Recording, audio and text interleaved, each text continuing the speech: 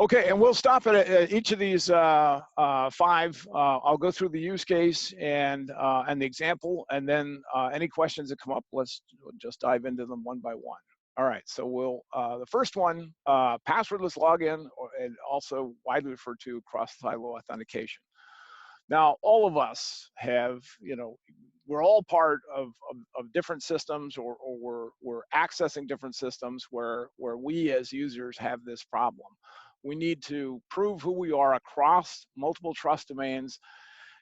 And ideally, both we and the parties we're dealing with would like us to be able to do that without joining a federation or signing up with a particular third-party identity provider. Now, the self-sovereign identity solution to that is one of the most sort of basic things you can do with a digital wallet and verifiable credentials. Any one of those parties that can accept either a single credential designed for that purpose or any one of a family of credentials, it can be used for passwordless authentication at any verifier that will trust those credentials. Again, what you're proving is, hey, I'm coming back with the same credential I used before, which of course is what we're doing with usernames and passwords. But because of the underlying cryptography, we're able to do it now without any username or password at all. And as I'm highlighting here, the verifier can do it on the basis of any credential you have in your wallet, which is why I think certain credentials that I'll mention coming up here have a chance for very broad adoption. Now, if you haven't seen this before, it's a almost trivially easy process, and I'm going to show you the three screens that you'll see, and this has been demonstrated time after time at different conferences. The last time I saw it was at the Identity North conference in Vancouver in January. Step one, once you have the digital wallet, is you scan a QR code wherever it is that you need to log in, and it can be on your computer screen, on a tablet, any place like that. The QR code contains the information to wake up your wallet and ask you, are you trying to authenticate to that particular provider? And should you ever accidentally scan something where you're not, you're always going to be asked, and you would say not. But if so, you would click through. It will frequently, the security policy may require you to enter a biometric to make sure it's really you, and you're in. There is no username or password, not only not visible, but there's nothing to phish.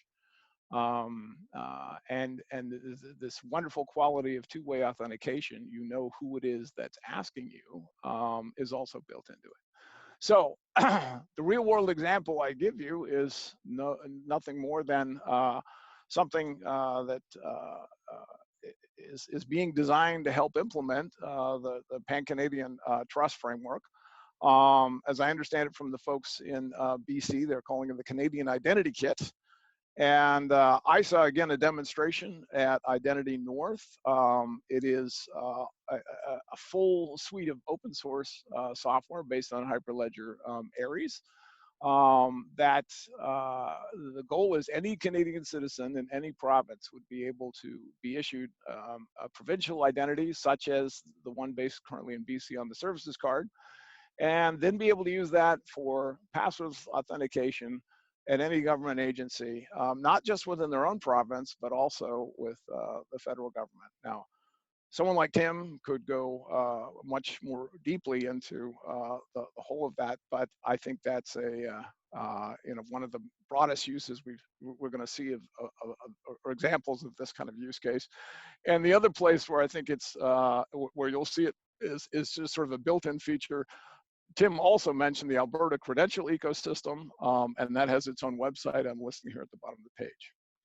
So I will stop and take a breath and a drink of water there and see what if we have any questions.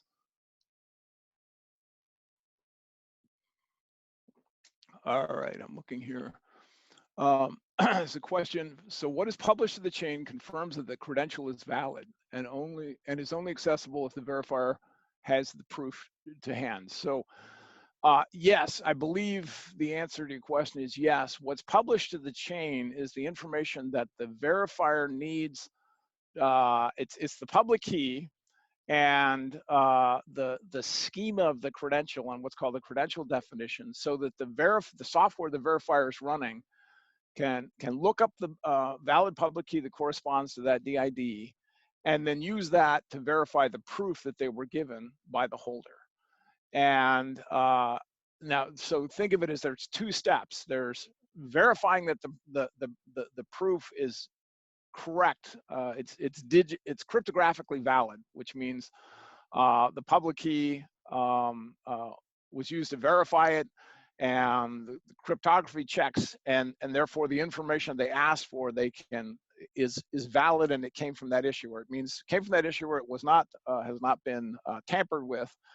And there's a separate, I didn't talk about revocation, but if a credential is revocable, that's also information that the verifier checks with the ledger in order to confirm a proof about revocation. So once it's verified those things, if the verification is passed, it's still up to the verifier to decide if the information that was given is something that it's going to rely on. If it's asked for a proof of age and it said, I just need to know you're over 18, and it says yes, then that's the basis for their decision. But the decision could be much more complex. For instance, qualifying for a loan, they may ask for a set of factors and then go through their own business processes to decide if you qualify. Okay, Daryl's already helped with an answer there. And the next question from John, does it have to be a published DID method? I think the short answer there, John, is that if it's not a published DID method, I mean, technically no, but if the verifier, if the agent being operated by the verifier does not recognize the DID method, they will not be able to verify the credential. So I think that mitigates very much in favor of widely known and supported DID methods. I personally believe there's going to be a classic long tail or power law curve of a relatively small set of very widely supported DID methods, and then a longer tail of other DID methods that are being used for more specialized credentials or in specific communities.